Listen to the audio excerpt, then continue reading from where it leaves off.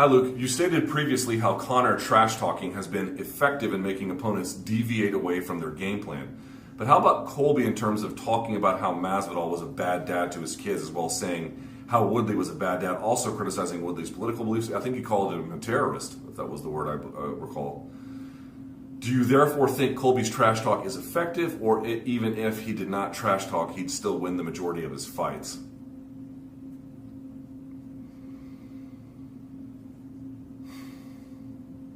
I don't think it affected the Robbie Lawler fight. It may have affected the Kamaru Usman fight, but not in a way where I think it would have changed the outcome.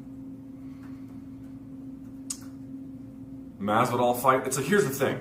It's like, looking at those fights, could you explain the outcome if I told you that there was absolutely no trash talking involved? It'd be weird, right, to watch Colby and Masvidal and all the stuff they were saying in between rounds and the faces and all that stuff.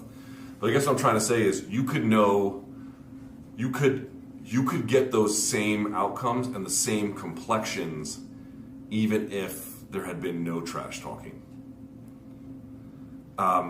It's hard to get. You may have gotten the same outcome with Conor versus Aldo, but it's hard to explain Conor versus Aldo without some kind of, again, how much is debatable, but without at least some nod towards the mind games and how much that may have pulled him away from what he was doing.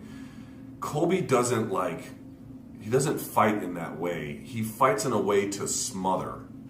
So rather than letting you leap out, either literally or physically, out of some place you otherwise would never be, he just puts the lid on the lobsters and lets them boil. That's his game plan, and that's the way he fights everything. So, and these fights all go to decisions. So it's like you could get exactly those fights with those outcomes, with the complexions that they look like, even if there was none of that. It's hard to see how people got pulled out of game plans that by virtue of what he was doing. Could it have made them make a couple of small errors here or there?